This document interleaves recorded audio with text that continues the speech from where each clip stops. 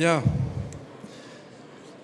Messieurs les ministres, Mesdames et Messieurs les parlementaires, Monsieur le vice-président du Conseil d'État, Monsieur le président de l'Autorité de régulation des transports, cher Bernard Roman,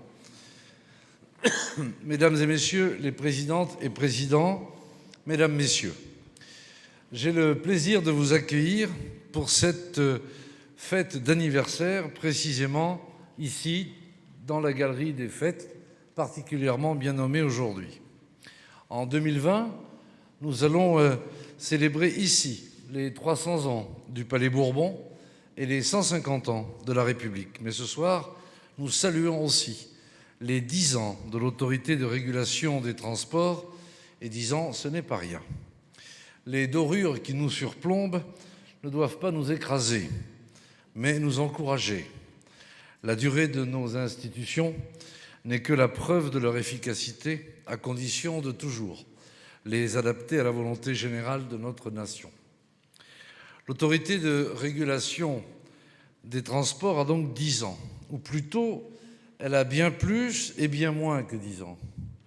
En effet, si on se penche avec la curiosité de l'historien sur son acte de naissance, on pourrait considérer que le premier acte de création d'une instance de régulation des transports remonte à 2003, il y aura bientôt 17 ans. Un décret, le 7 mars de cette année-là, institue en effet une mission de contrôle des activités ferroviaires composée d'un membre du Conseil d'État, d'un membre de la Cour des comptes et d'un membre de ce que l'on appelait alors le Conseil général des ponts et chaussées. C'est encore une mission dont l'activité consiste à rendre compte au ministre des Transports, lequel reste alors le véritable régulateur du secteur. Il s'agissait de trouver une réponse à la directive européenne de 2001 concernant la répartition des capacités d'infrastructures ferroviaires.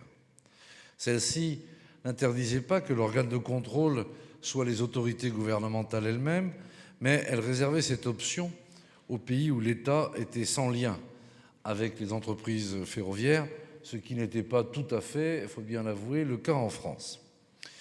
La réponse apportée par le décret de 2003 demeurait donc insatisfaisante. Mais comment créer pour les transports une instance à la fois publique et indépendante qui ne se limiterait pas à formuler des conseils ou des avis pour une autorité supérieure, tout en poursuivant des objectifs de politique publique? C'était finalement une injonction paradoxale bien française. Pour résoudre de tels cas, des cas de conscience institutionnelle, le droit français a engendré en 1978 un être administratif un peu hybride, l'autorité administrative indépendante. Je vous dois ici un aveu. Je partage avec de nombreux parlementaires et de nombreux anciens parlementaires un enthousiasme relativement limité quant à la création de telles autorités. Depuis la CNIL en 1978, c'est au rythme moyen d'une par an que ces fameuses AAI ont été créées. La loi de janvier 2017 est venue heureusement clarifier un peu le paysage en réservant ce statut à seulement, si je puis dire, 26 d'entre elles. Et parmi elles, seulement 8, dont l'autorité de régulation des transports, ont la personnalité morale. Cela me rassure quant à la sagesse du législateur qui vous a institué autorité administrative indépendante le 8 décembre 2009. Et c'est sans réserve donc que nous pouvons fêter, avec à peine quelques semaines de retard, la promulgation de cette loi.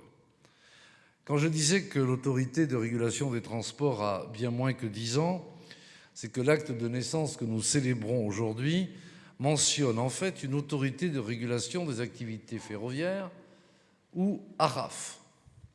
L'autorité de régulation des transports est donc née sur un périmètre limité, mais elle est bien née. Preuve de son bien fondé et de la confiance qu'elle inspire aux législateurs, la loi, par 3 fois, va élargir et son périmètre et ses prérogatives. J'ai eu personnellement le plaisir rapporteur général de la loi d'août 2015 pour la croissance, l'activité et l'égalité des chances économiques, dite loi Macron, de défendre l'extension de votre domaine de compétences au secteur routier et autoroutier. Je garde en souvenir des interrogations, pour ne pas dire plus, et des heures de débat qu'a soulevé la mesure d'ouverture à la concurrence du transport par autocar. J'ai un souvenir précis où on m'expliquait que nous avions pour objectif caché de vider les trains au bénéfice des autocars, que nous allions générer une dangerosité routière 2 fois supérieure à ce qu'elle était, et que par surcroît, nous allions polluer plus encore l'atmosphère. Et vous voyez, ce n'est pas si ancien, et ces arguments peu pertinents ont néanmoins prospéré pendant des jours et des nuits qu'il nous a fallu pour aller au bout de ce processus. Alors, il est certain que la mise en œuvre d'un régulateur pour ce nouveau marché a été décisive pour l'adoption de la mesure. Confier cette régulation à l'ARAF a crédibilisé le dispositif. Et la mission d'information commune d'évaluation a confirmé son succès dans les faits. Même chose pour les sociétés d'autoroutes que la loi a placées sous votre vigilance. Vous étiez devenus, comme on dit dans le secteur, multimodaux. Votre nom est donc devenu ARAFER. La confiance du législateur s'est encore confirmée quand, dans la loi Pacte de mai 2019, il a autorisé le gouvernement à vous confier par ordonnance les compétences du régulateur des redevances aéroportuaires des grands aéroports, ce qui fut fait en juillet dernier et vous a fait de nouveau changer de nom pour devenir aujourd'hui l'autorité régulatrice des transports. La loi d'orientation des mobilités, promulguée le 24 décembre dernier, a poursuivi dans cette direction en vous confiant des responsabilités accrues dans le domaine, cette fois, des données. Je ne veux pas paraphraser l'exposé des motifs de la loi, mais la crise des Gilets jaunes a en quelque sorte validé le diagnostic qui s'y trouve posé. En tant que premier facteur d'émancipation, la mobilité, je cite, doit être au cœur de la promesse républicaine. Or, les inégalités dans l'organisation publique des mobilités, temporairement masquées par le déploiement de la voiture individuelle, sont aujourd'hui devenues insupportables du triple fait de la sensibilité au coût des carburants, de la nécessaire lutte contre le changement climatique et du vieillissement de nos infrastructures. Pouvoir se déplacer sans se ruiner ni produire du gaz à effet de serre, c'est un défi absolument central pour la vie sociale et économique de notre pays dans les années qui viennent. Ce qui me semble une percée conceptuelle majeure de la loi d'orientation des mobilités, c'est précisément la prise de conscience qu'il n'y a pas qu'une seule réponse, une seule solution à cette équation, et que chaque territoire doit travailler à trouver la sienne localement, à inventer et à innover. Déployer activement des bouquets de services adaptés à nos concitoyens, où qu'ils soient et quelles que soient leurs conditions, cela ne peut plus passer par une offre standardisée, ni par un laisser-faire naïvement optimiste. La prise de conscience de la diversité des situations territoriales et sociales confirme l'importance cruciale pour les autorités publiques de penser en termes de régulation et non d'uniformisation. L'autorité de régulation des transports est donc, cher Bernard Roman, sur la bonne voie. Cet anniversaire en appelle bien d'autres, j'en suis convaincu, et je veux donc souhaiter longue et belle vie à l'autorité de régulation des transports, et je vous remercie de votre attention.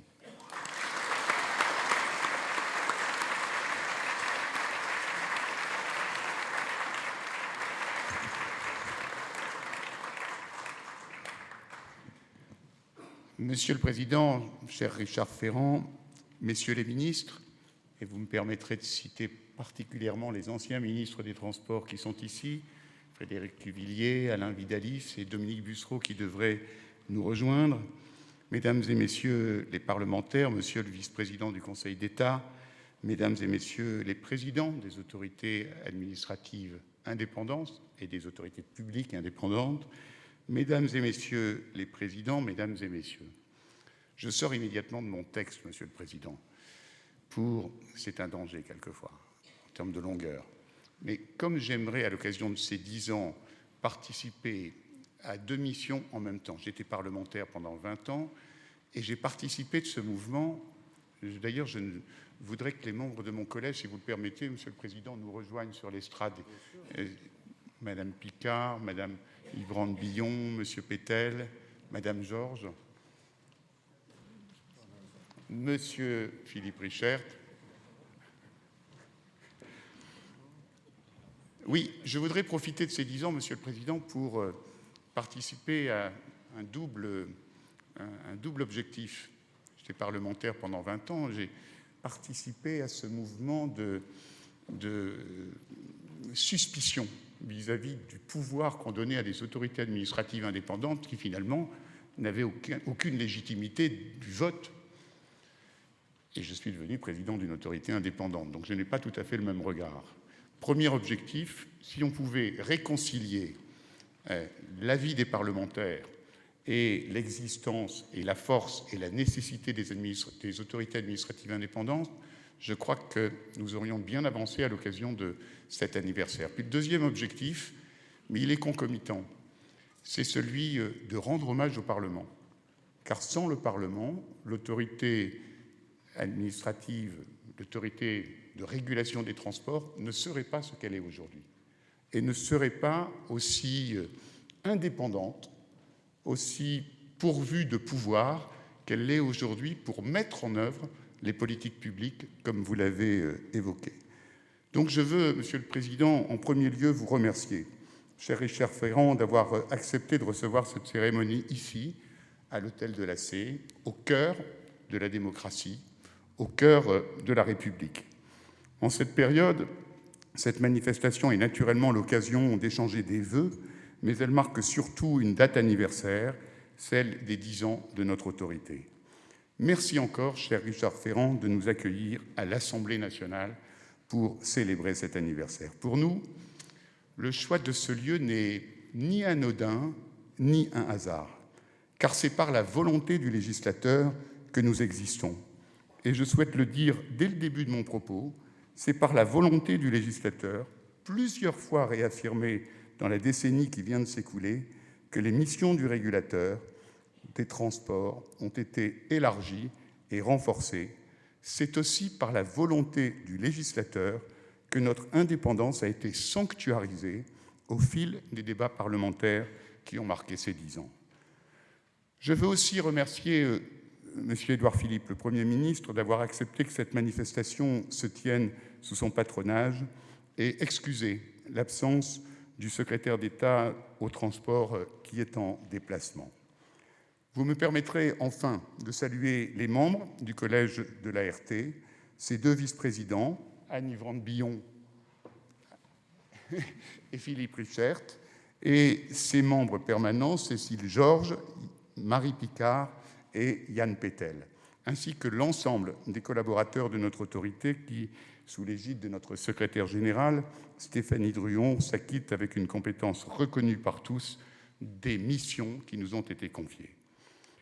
10 ans déjà, et je voudrais, dans un genre littéraire, évoquer cette pièce législative en 5 actes que nous avons vécus durant ces 10 ans.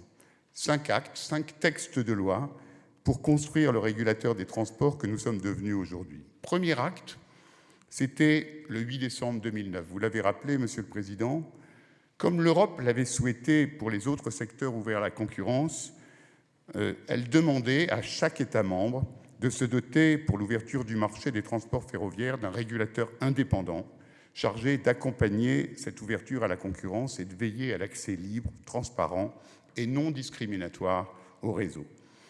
Quelques mois plus tard, Pierre Cardot, que je veux saluer ici, était nommé président de l'ARAF, autorité de régulation des activités ferroviaires, et posait les premières pierres de notre organisation.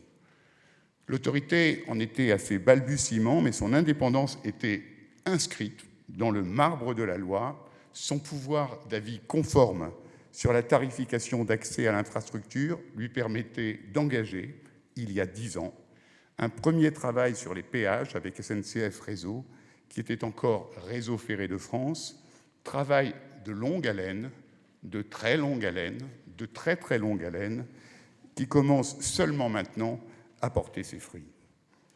Deuxième acte, la loi du 4 août 2014, qui portait réforme ferroviaire. Les débats parlementaires autour du texte méritent d'être relus, quelquefois plus que le texte de loi lui-même. Tout y était, ou presque. La nécessité de renforcer les missions du régulateur, celle aussi de sanctuariser l'indépendance du gestionnaire d'infrastructure, SNCF Réseau, en édifiant, je cite, une muraille de Chine entre Réseau et les entreprises ferroviaires. Cette loi du 4 août 2014 a amené les parlementaires dans les deux chambres à s'opposer déjà à la suppression de l'avis conforme sur la tarification d'accès à l'infrastructure, mais aussi à élargir notre pouvoir d'avis conforme à l'ensemble des installations de services, comme les gares de voyageurs et à la sûreté. C'est aussi cette loi qui a posé les bases de la volonté du législateur de l'assainissement économique de SNCF. Assainissement économique et financier en fixant dans le cadre du contrat de performance État-SNCF Réseau des objectifs d'efficacité, de productivité, en interdisant les investissements non financés et en donnant à la RAF la mission de suivi de la trajectoire financière de SNCF Réseau. Nous étions en 2014 et l'autorité était concentrée sur les questions ferroviaires. Troisième acte, et vous en êtes un des acteurs principaux, Monsieur le Président Ferrand, 2015, qui va constituer un tournant dans notre histoire avec le vote de la loi Macron, qui va donner à l'autorité une dimension multimodale. L'ARAF devient l'ARAFER, Autorité de régulation des activités ferroviaires et routières. C'est notre premier changement de dénomination. C'est cette loi qui libéralise en France, vous l'avez dit, le transport routier de services réguliers interurbains de voyageurs, les cars Macron, et qui confie au régulateur le suivi de ce secteur. En moins de 5 ans, les choses ont beaucoup évolué sur ce marché, qui est aujourd'hui marqué à la fois par la concentration et la digitalisation. De 5 gros opérateurs en 2015, nous sommes passés à 2 aujourd'hui. Mais il ne faut jamais gommer, en parlant des cars Macron, que ce sont plus d'une centaine de transporteurs à travers la France qui, au-delà de leur activité traditionnelle, assument avec les couleurs de ces 2 opérateurs ce nouveau service. On entend d'ailleurs beaucoup de commentaires et parfois de contre-vérités sur les cars Macron. J'invite toujours les observateurs à consulter les rapports que nous publions régulièrement sur les transports routiers de voyageurs. Ils pourront constater que ce nouveau mode de transport par autocar aura permis à plus de 10 millions de personnes de voyager en 2019. Ils pourront aussi se rendre compte que, contrairement à ce que l'on entend parfois, on ne ferme pas de lignes ferroviaires pour les remplacer par des cars Macron, comme on l'a beaucoup entendu pendant le débat de 2015, car ni les fréquences, ni le nombre de sièges passagers, ni les horaires ne souffrent comparaison. Enfin, nos études nous ont permis de mesurer que si les cars Macron n'avaient pas existé, lorsqu'on interroge les voyageurs, les usagers, 40% d'entre eux nous disent « si ça n'avait pas existé, j'aurais pris le train ». 43% nous disent « j'aurais pris la voiture », ce qui mérite d'être mesuré dans le bilan carbone quand même. Et surtout, 17% nous répondent qu'ils auraient renoncé à leur voyage. Ça veut tout simplement dire que les cars Macron auront permis en 2019 à 2 millions de personnes de voyager alors qu'ils ne l'auraient pas fait si ce nouveau moyen de transport n'avait pas existé. C'est aussi cette loi, Monsieur le Président, Monsieur le rapporteur général honoraire, peut-on dire, cette loi Macron, qui a élargi les missions de l'ARAFER au secteur autoroutier concédé. Au-delà du débat stérile sur les mots régulation ou contrôle, qu'a souhaité le législateur dans les débats parlementaires en confiant cette nouvelle mission à notre autorité? Il ne s'agit pas, bien sûr, de remettre en cause les contrats de concession existants qui résultent de la volonté des parties. Mais la loi a confié à l'autorité de régulation des missions nouvelles, d'avis et de contrôle pour, je cite encore une fois, compenser l'asymétrie de moyens entre les sociétés concessionnaires et le concédant. Une mission d'expertise, d'abord, sur les nouveaux projets de contrat ou projets d'avenant aux contrats existants qui auraient une incidence sur le niveau de péage ou la durée des contrats. Une mission de contrôle, ensuite, sur la passation à l'exécution des marchés, mission qui donne lieu chaque année à la production d'un rapport sur les marchés passés par les sociétés concessionnaires. C'est en nous appuyant sur ces missions que nous avons publié un avis critique et circonstancié sur le plan d'investissement autoroutier, le PIA, qui a conduit le concédant à retirer un certain nombre d'opérations à une réduction d'environ 100 millions d'euros du montant global de ce plan, et donc, in fine, à de moindres hausses de péage pour les usagers. Mais c'est aussi en nous appuyant sur ces missions que, dans les 2 dernières années, nous avons donné un avis favorable à 2 nouveaux contrats de concession en projet entre l'État et des sociétés concessionnaires. Enfin, et je veux insister sur ce point, cette loi Macron, cette loi du 6 août 2015, a permis à l'autorité de recourir à des décisions de collecte de données dans les secteurs ferroviaires, routiers et autoroutiers. Cette faculté peut sembler anodine. Elle est loin de l'être. Elle renforce depuis 4 ans maintenant la mission de notre observatoire et l'importance que prennent les données dans la régulation. Je vous invite d'ailleurs à consulter les nombreux rapports que nous publions régulièrement grâce aux données collectées dans les 3 secteurs de régulation qui sont les nôtres. Réduire l'asymétrie d'information, informer les usagers, les décideurs, les autres acteurs, c'est une mission essentielle vis-à-vis de l'extérieur. Mais les données, c'est aussi pour le régulateur la possibilité de mieux connaître les marchés pour mieux pouvoir les réguler. Un régulateur sans suffisamment d'informations est un régulateur aveugle. Enfin, le pouvoir de collecte de données du régulateur conduit aussi tout naturellement à une forme d'autorégulation des régulés. Qu'il s'agisse du bilan annuel du marché du transport ferroviaire, de celui du transport par autocar, de la synthèse des comptes des concessions autoroutières ou des marchés et contrats passés par ces mêmes sociétés concessionnaires d'autoroutes, la collecte et la publication des informations trouvent écho dans les 3 aspects de la régulation par les données. Ainsi, en 2015, ce 3e acte était écrit dans le marbre et l'autorité devenait un régulateur multimodal. L'ARAF laissait place à l'ARAFER. 4e acte, 2018. Il y a un peu plus d'1 an, la loi pour un nouveau pacte ferroviaire, en transposant le 4e paquet, a fait de l'ouverture du marché des transports ferroviaires une réalité tangible. S'il y a 10 ans, cette ouverture était un objectif lointain et théorique, c'est à présent le secteur tout entier qui est engagé dans cette ouverture. Des entreprises ferroviaires ont déclaré leur intérêt et leur intention d'entrer sur le marché français pour y opérer des services librement organisés. Un certain nombre de régions ont lancé un processus d'élaboration des appels d'offres pour attribuer les conventions de services publics par voie concurrentielle. L'État lui-même s'est lancé sur des appels d'offres pour des lignes comme Nantes-Lyon ou Nantes-Bordeaux. Mais ne nous y trompons pas. Si cette réforme ferroviaire était indispensable, incontournable, force est de constater qu'il existe encore de nombreux défis pour que cette ouverture soit effective et que le système de transport ferroviaire en recueille tous les bénéfices. Je veux à cet égard vraiment remercier les parlementaires pour leur vigilance. Je voulais les remercier particulièrement d'avoir pour la 3e fois en 10 ans confirmé le pouvoir d'avis conforme de l'autorité sur la tarification du réseau. Et ils m'avaient annoncé qu'ils seraient là. S'ils sont dans la salle, je veux les saluer. Hervé Moret, le président de la Commission d'aménagement du territoire et de développement durable du Sénat, et Barbara Pompili, son homologue de l'Assemblée nationale.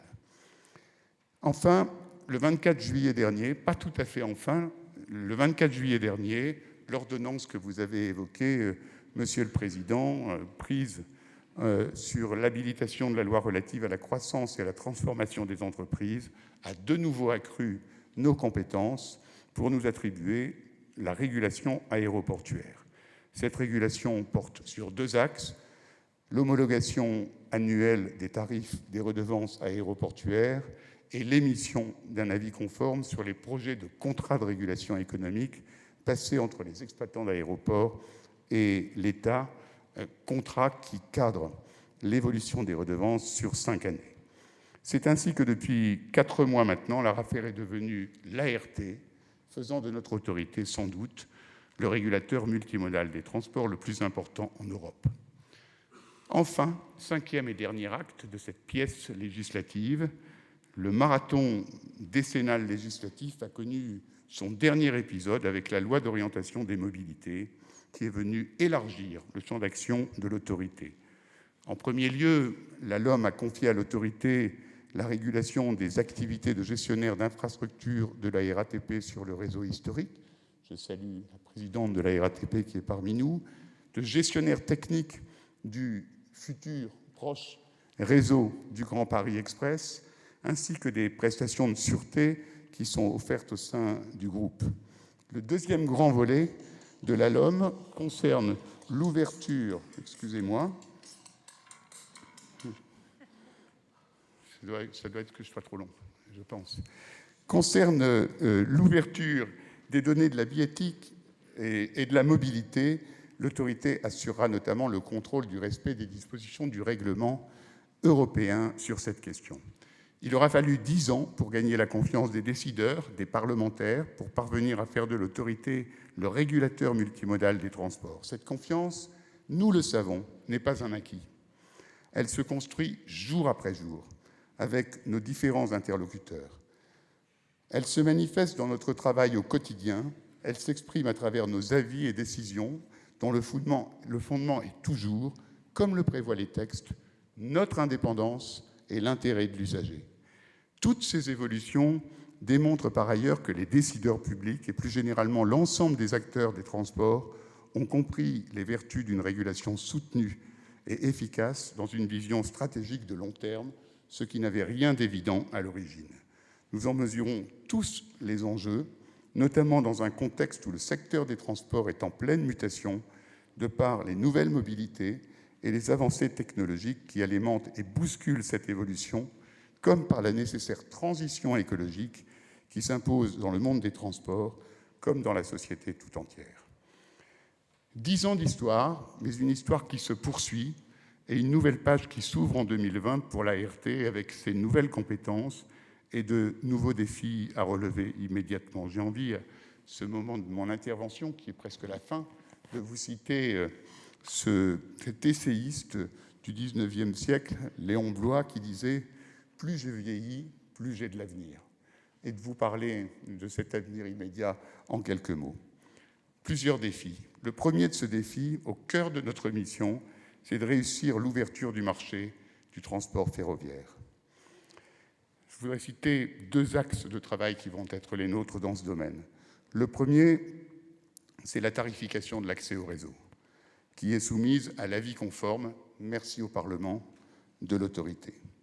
Dans ce domaine, le travail engagé avec SNCF Réseau doit se poursuivre pour donner à tous les opérateurs une vision juste, cohérente, transparente, lisible dans la durée des péages ferroviaires, au bénéfice des voyageurs et du système ferroviaire, en permettant une plus grande offre de services. Et puis le deuxième enjeu, mais j'aurais dû commencer par celui-là, c'est l'indépendance du gestionnaire d'infrastructure, de SNCF Réseau. Indépendance dont nous sommes le garant. Les directives européennes qui ont progressivement acté l'ouverture du marché du rail et le législateur ont gravé dans le marbre de la loi cette obligation d'indépendance, gage de confiance de toutes les entreprises ferroviaires. Nous en sommes les garants et notre vigilance sera de tous les instants sur cette question, en particulier dans le contexte de réorganisation du groupe public unifié. Si cette indépendance était remise en cause, en infraction aux directives européennes et au Code des transports, la loi a donné aux régulateurs tous les moyens d'engager toutes les procédures pour la préserver. car à ce moment clé, le système ferroviaire a besoin plus que jamais d'un régulateur indépendant et impartial, à la fois à l'écoute et vigilant, dont l'action s'effectue au bénéfice de tous les usagers et des clients de ce système. Il en est de même dans le secteur autoroutier. La régulation dans ce domaine est plus récente, puisque cela ne fait que 5 ans que nous a été confiée cette mission. Le périmètre de cette dernière diffère par rapport à celle du secteur ferroviaire. Mais en 2020, l'ART prévoit de publier son premier rapport quinquennal sur l'économie générale des contrats de concession, rapport attendu. Dans ce cadre, nous veillerons à donner des perspectives de plus long terme sur le modèle économique des concessions autoroutières. Nous le ferons sans parti pris, ce n'est pas notre rôle, avec le souci de la pédagogie nécessaire sur cette question complexe des concessions autoroutières. Enfin, concernant nos nouvelles compétences dans le secteur aéroportuaire, tous les défis sont devant nous. Depuis plus de 3 mois maintenant, nous avons rencontré tous les acteurs du secteur. Nous travaillons d'arrache-pied avec des contraintes de temps très fortes. Nous savons que nos décisions auront un impact important avec des enjeux financiers et politiques dans un contexte de concurrence internationale très forte.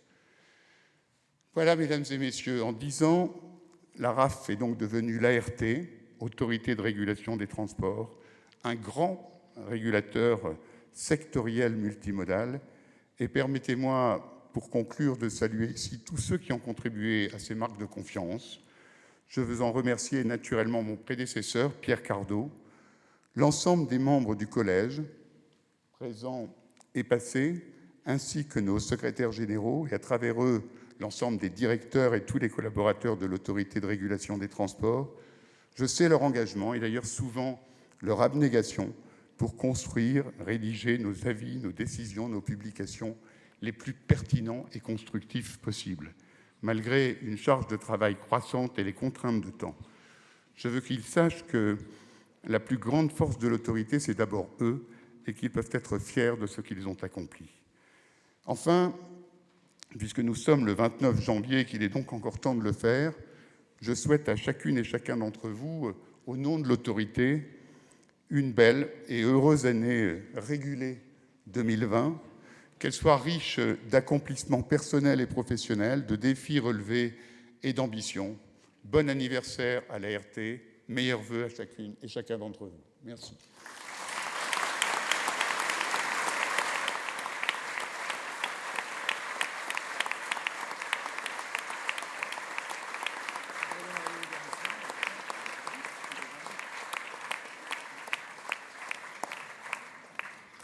Bien, mesdames, messieurs, si vous voulez bien faire mouvement, c'est pas très loin, on peut y aller à pied. C'est juste de l'autre côté, dans les salons de l'hôtel de la Sey, où nous pourrons continuer à échanger. Voilà.